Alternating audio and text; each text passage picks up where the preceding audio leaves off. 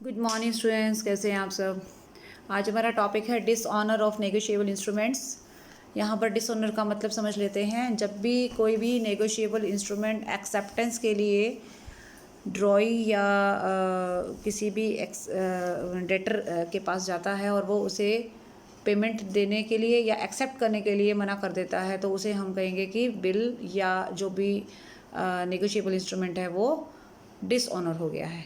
तो डिसऑनर है वो दो तरीके से होता है। डिसऑनर बाय नॉन एक्सेप्टेंस, यानी कि जब बिल एक्सेप्ट करने के लिए जाएगा दैट इज़ नॉन एक्सेप्टेंस, तो नॉन एक्सेप्टेंस होते ही बिल डिसऑनर हो जाएगा। अदरवाइज एक्सेप्ट मान लीजिए हो चुका है, लेकिन जब पेमेंट का टाइम आया और सामने वाली पार्टी ने पैसे देने से इनकार कर दिया, तो तब हम कहेंगे कि डिसऑनर बाय नॉन पेमेंट। ठीक है। अब अगर हम बात करें कि डिफरेंट जो बिल्स ऑफ एक्सचेंज हैं, तो उसमें हमने जो मेन बिल ऑफ एक्सचेंज देखें, सॉरी, जो मेन नेगोशिएबल इंस्ट्रूमेंट है उसमें 3 ही थे: प्रोमिसरी नोट, चेक और नेगोशिएबल इंस्ट्रूमेंट। जब प्रोमिसरी नोट की हम बात करते हैं तो प्रोमिसरी नोट में हमेशा जो पर्सन है वो ही पैसे देने वाला है, तो वो एक तरह से डेटर है, वही एक्सेप्ट कर रहा है, तो वहाँ पर एक्सेप्टेंस का सीन क्रिएट नहीं होता है। इसीलिए अगर मैं पहले वाला पॉइंट लूँ तो वो प्रोमिसरी नोट पर लागू नहीं होता। प्रोमिसरी नोट सिर्फ तभी डिसऑनर होता है जब पेमेंट देने से इनकार किया जाता है। लेकिन अगर मैं बिल ऑफ एक्सचेंज की बात करूं तो बिल ऑफ एक्सचेंज जो है दो टाइम पर डिसऑनर हो सकता है, एक या तो नॉन एक्सेप्टेंस के समय या फिर नॉन पेमेंट के समय।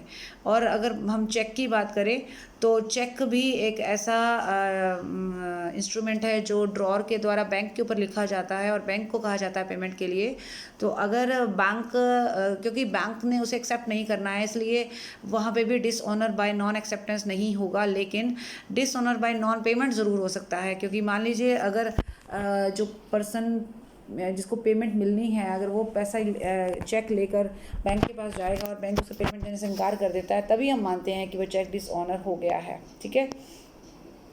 अब हम थोड़ा सा और हम डिटेल में देख लेते हैं कि क्या सीन रहेगा। एक तो ये थोड़ा सा इम्पॉर्टेंट चीज़ ये भी है कि जब भी कोई भी बिल डिसऑनर हो जाता है या कोई नेगोशिएबल इंस्ट्रूमेंट डिसऑनर हो जाता है, तो बाकायदा उसका एक नोटिस ज़रूर इशू करना होता है। जो भी पर्सन पेमेंट लेना चाह रहा है, अगर उसको पेमेंट नहीं मिली या अगर वो एक्सेप्ट करवाना चाह रहा है, अगर एक्सेप्ट नहीं हुआ है, देन ही और she has to serve the notice to all the prior parties of the negotiable instrument. अगर नोटिस इशू नहीं होगा तो वो अपनी पेमेंट लेने के सारे अधिकार को खो देगा। Now dishonour by non acceptance की बात करते हैं, तो अब हम वो सारी कंडीशन देखेंगे कि कब कब नॉन एक्सेप्टेंस से डिसऑनर हो जाता है। जैसे सबसे पहले हम बात करेंगे इन केस अगर मान लीजिए ड्रॉई है, ड्रॉई एक्सेप्ट करने से मना कर रहा है। आपने बिल लिखा, अपने ड्रॉई के पास भेजा, अगर एक ड्रॉई है उसने मना कर दिया या एक से ज़्यादा ड्रॉई हैं और सबने मना कर दिया, तो इसका मतलब वो बिल जो है वो एक्सेप्ट नहीं हुआ और उसने जो है एक्सेप्ट करने से जो है मना कर दिया है। या फिर कई बार ऐसा भी होता है कि ड्रॉई को 48 आवर्स का टाइम होता है, तो 48 आवर्स के बाद अगर उसने एक्सेप्ट किया तो भी एक्सेप्टेंस नहीं मानी जाएगी। दूसरी बात, अगर प्रेजेंटमेंट हुआ एक्सेप्टेंस के लिए, प्रेजेंटमेंट रिक्वायर्ड नहीं है, मतलब ज़रूरत नहीं है उसकी, और बिल जो है एक्सेप्ट नहीं हुआ है। मतलब प्रेजेंटमेंट, एक तो होता है ना एक्सेप्टेंस कब आपको पता लगती है जब आप प्रेजेंट करते हो, लेकिन कई बार किसी किसी केस में प्रेजेंटमेंट की ज़रूरत ही नहीं है और उसके बावजूद भी बिल जो है एक्सेप्ट नहीं हुआ। तीसरा, जब ड्रॉई जो है इनकेपेबल है, मतलब मान लीजिए वो माइनर है या मान लीजिए वो जो वो है ड्रंकर्ड है, अल्कोहलिक है, ल्यूनेटिक है, या वो कॉन्ट्रैक्ट करने के लायक ही नहीं है, तो भी बिल एक्सेप्ट नहीं या फिर नेगोशिएबल इंस्ट्रूमेंट एक्सेप्ट नहीं होता, तो वो डिसऑनर हो जाता है। When the acceptance is qualified, मान लीजिए आपने बिल लिख कर दे दिया, लेकिन सामने वाले पर्सन ने जनरल एक्सेप्टेंस की बजाय क्वालिफाइड एक्सेप्टेंस दी। क्वालिफाइड एक्सेप्टेंस का मतलब होता है कि उसने अपनी कोई कंडीशन लगा दी और वो कंडीशन हो सकता है आपको स्वीकार ना हो, तो इस केस में भी हम कह सकते हैं कि जो बिल है वो डिसऑनर हो गया है, बिल या negotiable instrument. When the ड्रॉई is a fictitious person, तो कई बार क्या होता है जिसको एक्सेप्ट करना है वो एक फिक्टिशियस पर्सन है एंड अभी क्लियरली हो नहीं पा रहा है, ये बात पता नहीं लग पा रही कि वो कौन है और हम उससे किस तरीके से एक्सेप्ट करवाएं। ठीक है, तो ये तो हो गया हमारा डिसऑनर बाय नॉन एक्सेप्टेंस। अब आ रहा है डिसऑनर बाय नॉन पेमेंट। तो ये बिल्कुल क्लियरली है और तीनों नेगोशिएबल इंस्ट्रूमेंट के मामले में सीन क्रिएट हो सकता है कि जब भी पेमेंट का समय आता है और ड्रॉई या जो एक्सेप्टर है वो पेमेंट करने से इनकार कर रहा है, then it is known as dishonour by non payment. अब हम दोनों में डिफरेंस देखेंगे। हालांकि जो भी हमने बातें की वो सब उसमें डिफरेंस आपको समझ में आ गया होगा। जो नॉन एक्सेप्टेंस में डिसऑनर होता है जब एक्सेप्टेंस नहीं दी जाती, आपने प्रेजेंट किया एक्सेप्टेंस नहीं हुई, या प्रेजेंट नहीं भी किया तो भी एक्सेप्टेंस नहीं हुई। यहाँ पर एक्सेप्टेंस हो चुकी है लेकिन पेमेंट नहीं हुई, या एक्सेप्टेंस का सीन ही नहीं है। कुछ जैसे प्रोमिसरी नोट में एक्सेप्टेंस की ज़रूरत नहीं होती एंड पेमेंट के समय जो है इनकार कर दिया जाता है। दूसरी केस में क्या है कि क्योंकि आपने एक्सेप्ट ही नहीं किया तो आप हमारे डेटर बने नहीं। डेटर कौन होता है? जो एक्सेप्ट करता है कि यस उसने ये पैसा देना है। अब क्रेडिटर ने एक बिल लिखा डेटर पर, बट डेटर ने उसे एक्सेप्ट ही नहीं किया तो आप डेटर बने नहीं। अब डेटर नहीं बने तो हम आपके खिलाफ कोई एक्शन ऐसे ले नहीं सकते। यहाँ पर एक्सेप्ट तो आपने किया था, पेमेंट के समय जो है आपने गड़बड़ करी तो हम आपके खिलाफ एक्शन ले सकते हैं। हाँ, नोटिस सर्व करना ज़रूरी है, ये बहुत इंपॉर्टेंट चीज़ है। फिर उसके बाद आ रहा है क्रेडिटर को सिर्फ अपने लोन का अमाउंट ही रिकवर करने का अधिकार है, उसके लिए वो कोर्ट में जा सकता है। ऑब्वियसली जिस पर्सन से पैसे लेना है उसके खिलाफ कुछ ना कुछ तो करेगा ही, ठीक है। लेकिन यहाँ पर अगर हम देखें तो आप अपने लोन के अमाउंट के अलावा उसका इंटरेस्ट प्लस में अगर कोई भी आपके एक्सपेंसेस हुए हैं जैसे नोटिंग वगैरह के केस में या प्रोटेस्टिंग के केस में आपके जो खर्चे होते हैं वो भी आप लेने के हकदार हो। तो ये हो गए हमारे डिफरेंसेस। अब बात करेंगे अफेक्ट ऑफ डिसऑनर। अफेक्ट क्या है? सबसे पहले तो जो भी एंडोर्सर हैं जिन्होंने इंस्ट्रूमेंट एंडोर्स किया है या जो ड्रॉई है जिसको पेमेंट के लिए कहा गया है, एक्सेप्टेंस के लिए कहा गया है, जो है वो लाइबल हो जाएंगे अगर डिसऑनर हो गया है। लेकिन सबसे मेन पॉइंट कि एक नोटिस सर्व करना बहुत ज़रूरी है। अगर नोटिस सर्व नहीं किया तो जितनी भी पार्टीज़ लाइबल होनी चाहिए थी वो नहीं होंगी, ठीक है। तो एडिक्वेट नोटिस ज़रूर आपको देना है, अदरवाइज़ ये प्रॉब्लम हो जाएगी। लेकिन ड्रॉर ऑफ इंस्ट्रूमेंट, जो ड्रॉर है वो जो है एक सेकेंड, हाउएवर क्या लिखा हुआ है, the drawer of the instrument is liable only. अगर बाकी की सारी पार्टीज तो हो जाएंगी फ्री, सिर्फ ड्रॉर फ्री नहीं होगा। Only in case the instrument is dishonoured bye non payment. एक बार ध्यान में देना, दोबारा से ये पॉइंट हम कर रहे हैं। अगर नॉन पेमेंट का केस है तो ड्रॉर को छोड़कर सारी पार्टीज फ्री हो जाएंगी। और अगर वैसे कोई केस है जैसे आप ये देखो डिसऑनर्ड बाय नॉन एक्सेप्टेंस है तो हम इसको दोबारा से देखेंगे। मैं चाहती हूँ कि एक बार क्लियर हो। डिसऑनर का एक बार अफेक्ट देखेंगे। ऑल द एंडोर्सर, एंडोर्सर मतलब जो एंडोर्स करते हैं।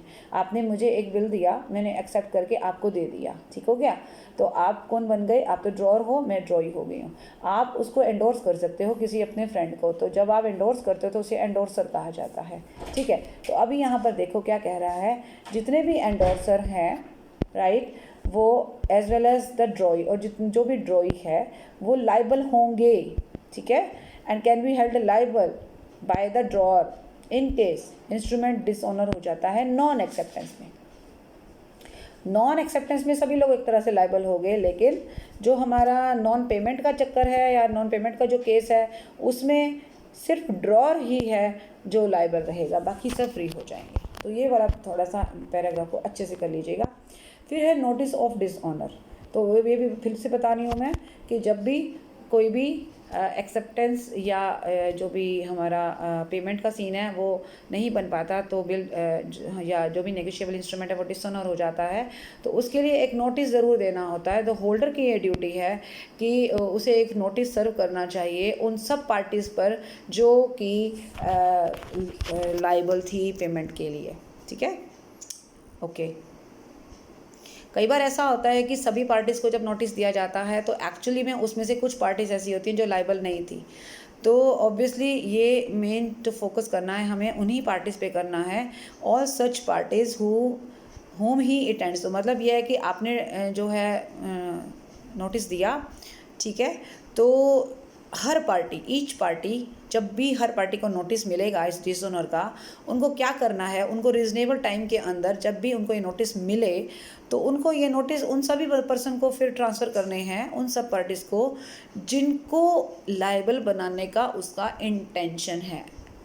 यानी वो सर्व तो सभी को करेगा, लेकिन उसमें से भी वो पार्टीज़ जो एक्चुअली लायबल नहीं है वो दूसरी पार्टीज़ को उसके नोटिस को भेज देंगी, ठीक है, रिजनेबल टाइम के अंदर।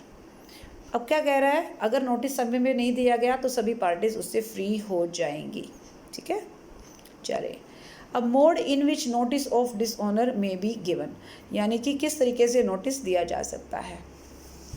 नोटिस हमें इन राइटिंग भी मिल सकता है और ओरली भी मिल सकता है। इन राइटिंग में ये होता है कि थोड़ा सा ऑथेंटिक रहेगा, ओरली भी वैसे दिया जा सकता है, रीज़नेबल टाइम में देना है, और वो सभी पर्सन जो पेमेंट लेने के अधिकार रखते थे उनको नोटिस देना पड़ेगा, और जिन पर्सन को नोटिस मिलना चाहिए उनको या उनके ऑथराइज एजेंट को उनको राइटिंग में या ओरली नोटिस दिया जाएगा।